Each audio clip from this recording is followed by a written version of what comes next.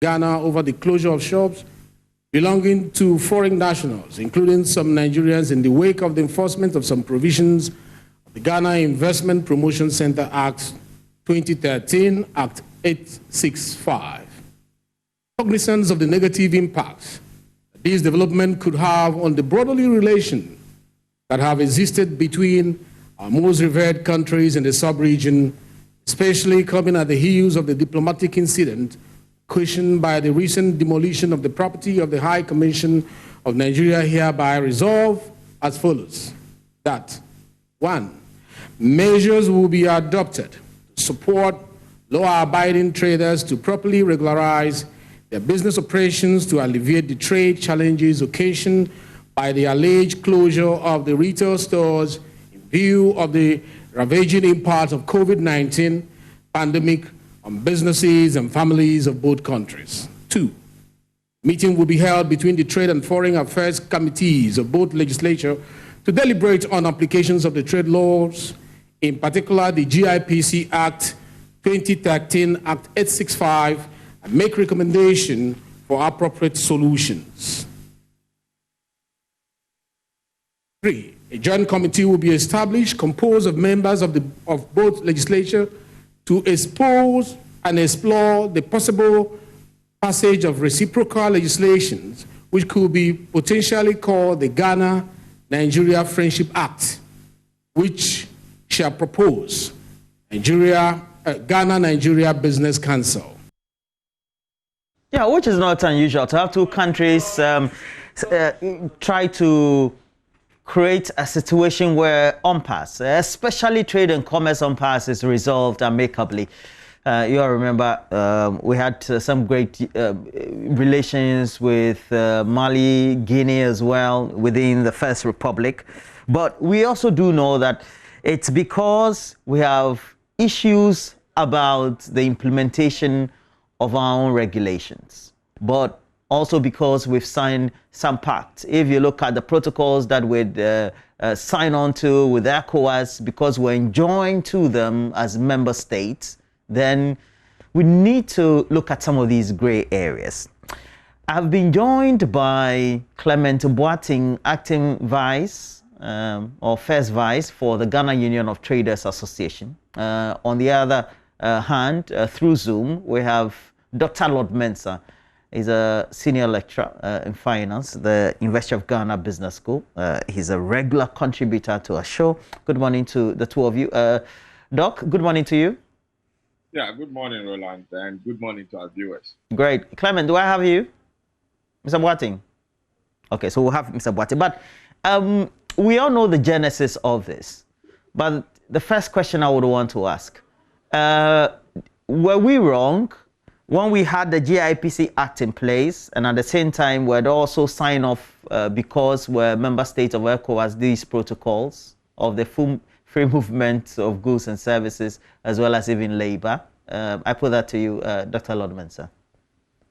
Yeah, Roland, we were not wrong. I mean, if you look at every country and the laws that governs the country, and if it turns up that, trade must go on between, two countries which have their specificities when it comes to law, obviously, you would need an agreement. I mean, that will more or less come and bridge, the two countries for them to have easy, trade flow. But the problem is not, the acts and the treaties that we sign on papers. It's about, before going into this agreement, what are the strengths of the various countries that are going into the agreement? Those are the things we need to look out for. The question that comes into my mind is, if trade is going on and each of the partners identifies its strength, get to know that, okay, probably in Ghana, we are good in producing, leather products. And it turns up that maybe Nigeria is good in producing something like cereals.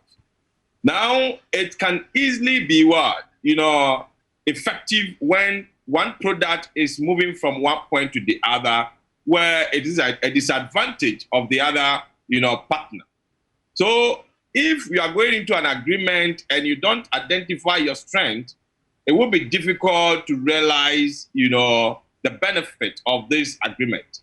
So I would say that, yes, we were not wrong having those agreements, but the problem is that, what are our strengths? What are the things that we're going to offer as far as this agreement are concerned? Now, look at this feud that we've had with Nigeria. You realize that the products that they are importing are more or less the same product Ghanaians are selling. And when it happens like that, you're going to have problems because obviously maybe the Nigerians knows how to, win customers compared to the Ghanaian counterpart in terms of maybe beating down prices here and there. And exactly that is what is happening on the ground. So when it happens like that, all the things we've agreed on paper will not turn up to work. But if it were to be that the Nigerians were importing goods that are not in Ghana, goods that the Ghanaian environment needs most, then it will come and complement what we have here. But then what we have is more or less like, okay, fine, we're importing the same products that the Ghanaians also have in market. And the products are not originated from the countries themselves. These are products that, are from the Chinese environment. Most of the time is those Chinese imported products like phones and those electronics that are on the market. But those are not traditional goods that are coming from Nigeria. And so if you have a market and you go into an agreement with maybe your partner and it turns up that, you are producing or you are importing the same product, then you have problem. Now, partnerships are important. They are important to satisfy some weaknesses that both partners have. So effectively, we are good to have this, treaties and this agreement on paper. But trust me, we have issues with implementation and all those. Yeah, it just reminds me of the Heckscher and all-in models, as well as the related comparative advantage models, as we've been able to see being propounded from the last half of the last century. But in order for us to look at the issues dispassionately as West Africans, what should have been done in the enforcement of the law in itself, knowing that the cause of the disagreements is the fact that we have competition for the local traders, but they also expected to be protected by the law. While the Nigerians, on the other hand, or the other foreigners, because we have the dominance of the Nigerian already are on the ground, should have been prevented in the first place.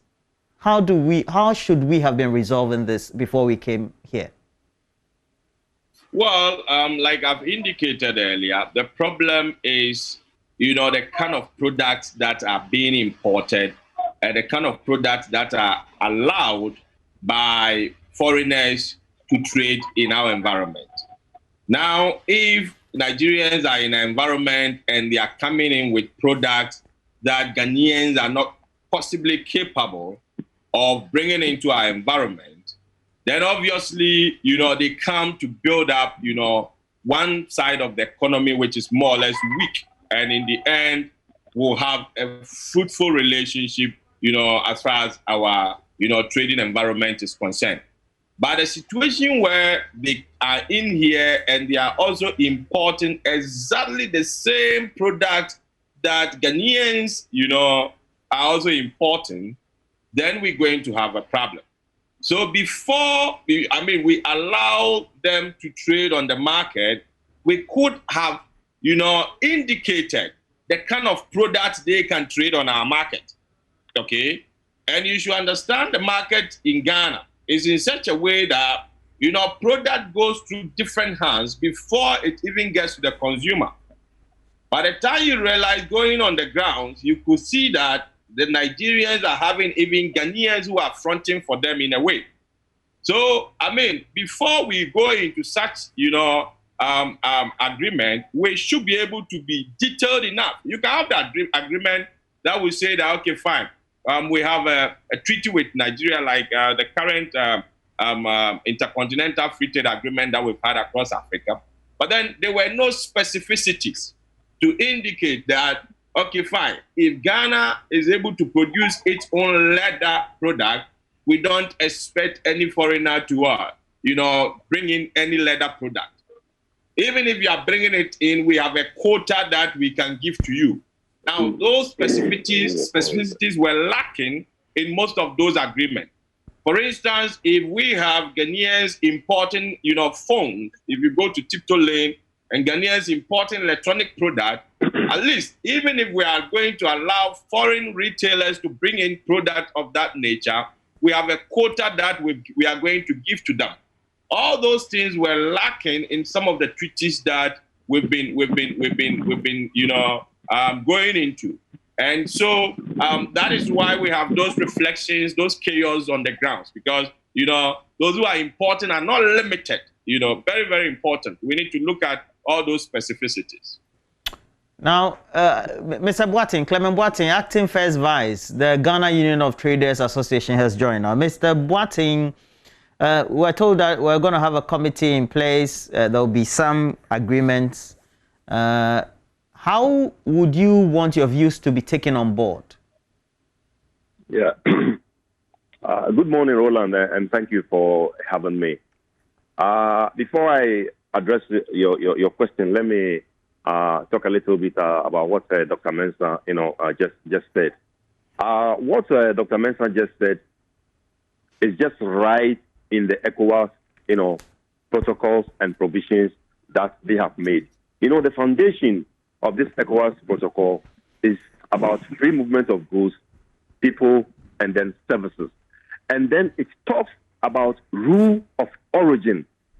Rules of origin means that the 50 member states that are signed on to the ECOWAS protocol are free to do business, to trade among themselves of goods that are manufactured within the sub-region, which means goods that are manufactured in Ghana can be taken to Cote d'Ivoire, can be taken to Nigeria, can be taken to Togo, sell it there, and you don't have any problem. Likewise, goods also manufactured in Nigeria or in Mali or in Niger can also be brought to Ghana, and then you sell, and we don't have any problem with you. Now, we should ask ourselves, like what Dr. Mensah said, that the goods that these Nigerians are trading in, are these goods that are manufactured in Nigeria? They go to a third-party country. They go to wherever we also go, either Japan, either Dubai, either China, either Turkey, either Europe, and bring those goods to Ghana here and sell, which clearly violates the ECOWAS protocol and then the rules of origin. And then I was thinking, when the Nigerian authorities came there, our leaders, should point it to them that the goods that their people are trading in, are they part of the goods of the rules of origin? Mr. Boateng, you are not claiming that the Ghanaians trading in Nigeria are also only trading in goods that are manufactured in Ghana, are you? Yeah, if Ghanaians over there are flouting their laws, it is incumbent on the Nigerian government to take whatever action that they think they will take, and it will be in their interest. But we're ECOWAS. And that is the more reason why. That is the more reason why even Nigeria has signed on to the ECOWAS protocol and the ECOWAS trade liberalization scheme, but they have banned about 40 items which are even produced in the West Africa sub-region, but they cannot be allowed to enter Nigerian market. You see, so we cannot sit down. We cannot sit down, for one country, because of their size of the economy or of their population, to bully other members of the ECOWAS sub-region. We cannot allow that to happen. Look at the closure of their borders for almost a year now. They haven't opened the borders. ECOWAS Commission is sitting there doing nothing about it because they said they are protecting their local rice industry. So if Ghana is also, enforcing its local laws, what is the big deal about it? Now, coming back to the question that you asked me regarding the formulation of the act, which culminated in the formation of the Ghana Nigeria Business Association, Ghana National Ghana Nigeria Business Council. We don't have any problem about that. But what we want the authorities to understand that since Guta is a major stakeholder in this industry, whatever process, that will be taken, leading to the formation of this business council, Guta must be involved because we are a major stakeholder. Our input, must be known to them for them to address it and then see that at the end of the day, we will not be at a disadvantage.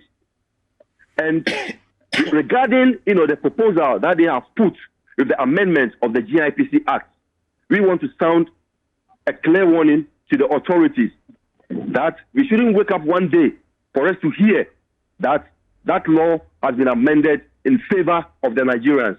When that happens, we are not going to take it kindly. You mean the GIPC Act? The GIPC Act, yes. You don't Act. You don't want it amended? Amended in what way? Amended in what way? Because when this law was promulgated in 1994, in 2013, there was a review. Guta was a major stakeholder in that review. We had to spend 3 days at Forester Hotel in Dodowa before that review came. We were a major stakeholder in contributing to the review of that law in 2013. So if the Nigerians have asked our authorities to see to the amendment of the section of that law, we want to tell them that they shouldn't amend any law in our isolation. We should be called to a stakeholder engagement, take our inputs. If we think the direction that they are going is in favor for us, fine. But if we think it is not in favor for us, then we will raise red flags because we cannot sit down, for one country to dictate to us. They also have investment laws in their country. We cannot go and tell them that they should amend their investment laws to suit, other even West African nationals in that country. So we are waiting. We are watching with eagle eyes and see what will unfold in the coming days.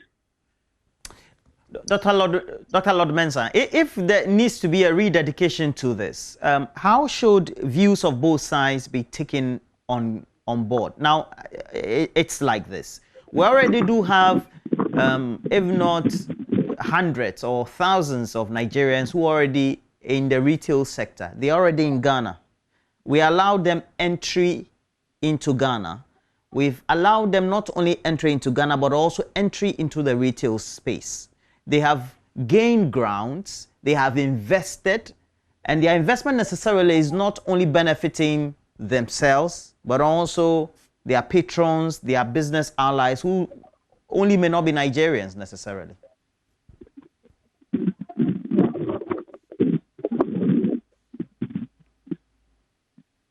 So how should we take their views on board, knowing that this is the current situation on the ground? Dr. Lord Mensah. Yeah, Roland, a very good question to ask. But then I think, you see, they are already on the ground. But then we should come clear as to the kind of products they can trade in.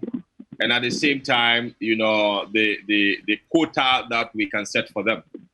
Now, if it were to be products that are, originating from Nigeria specifically or originating from Ghana specifically, we wouldn't have had problems. I've had the opportunity to go through the portfolio of products that can be imported from, Nigeria and products that Ghana can export to Nigeria. And clearly, the intersections are very, very minimal. And in the end, there are less of a common product that they can export across.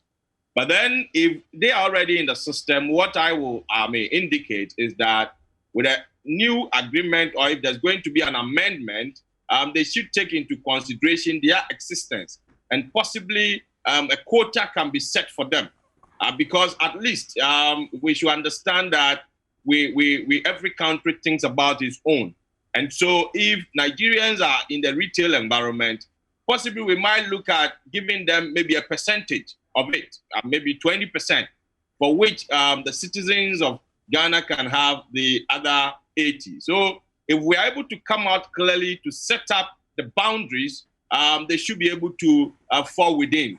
Rather than ejecting them completely and forcing them out of the country. So, Mr. Boateng, how do you hope this can be achieved? That the Nigerians who already have shops and are undertaking business have stock in the shops. They may even have stock that is coming through freight may have also made orders, etc. How do you think this is realistic and possible? Mr. Wati? So, ignorance of the law is no excuse because excuse me. Hello? Excuse me. You said what of law is not something? Ignorance. Okay. Ignorance. Go ahead. Can you hear me? I can hear you. You say ignorance. I said ignorance of the law is no excuse. Roland, can you hear me? Please go ahead. I've heard you. Ignorance of the law is no excuse. Yeah, I said ignorance of the law is no excuse because we've been fighting this fight for almost 20 years now, and all this while they know that what they are doing, violates our law. So it has come to it has come to the effect that now their shops are being closed. Then it's because they have flouted the laws with impunity. They must take whatever occurrences that will happen, to them. If you have your goods in the shop and the shop, has been locked because you have flouted the law, I don't think it's any big deal because right from the onset, you know that what you are doing is an illegality. But because we've been talking over this over the years, and they don't seem, to understand, or they don't seem, to stop whatever they are doing, and they keep on coming in, day out, and be opening shops and be settling shops here. If the shops are being locked now, they have to take whatever punishment, that is being meted out to them in good faith. And I don't think anybody will have any mercy for them. You are aware that even when the task force, went to circle, to conduct in their businesses there, their legitimate business there, you know what's happened. You know the sort of confrontation that they had with the authorities. And as a foreigner, you live in one country and you flout the laws with impunity. And when the task force that you set up yourself. No. I'm talking about the retail task force. The proper one. Set up by the trade ministry. Okay. Yes, I'm talking about that task force. All right, Dada Boots. That will be it for now. That's your last comment. But you have to end for us, Dr. Lord Mensah. The thing is, there needs to be a human face to it. Is that not the case? The politics and then the economic aspects about how big the neighbor is, Nigeria is, also needs to be taken into consideration. That's why now it's become a diplomatic issue. So if we say we have them in, we didn't enforce the law when they started all these, now they have multiplied, but we want to implement this law or come to an amicable solution, in what way, based on what Guta is saying, should it be done in such a way that everybody, is coming to the table or is satisfied? Yeah. I think Roland, we need to look at some restrictions, because if you take, for instance, phone market, you realize that the phone could be sold one-off, but then the accessories are also marketed on its own. So as I indicated earlier, we can, look at the situation on the grounds and say, okay, fine. All Nigerian retail shops should deal with maybe phone accessories, for which the phone itself could be, this is just an example, for the phones itself could be sold by the Ghanaian, counterpart. Now, if you take spare parts, okay, you realize that, okay, there could be some complementarities among, the product in that area. So why don't we, couch the agreement in such a way that, they are part of us, they form part of the Ghanaian economy now.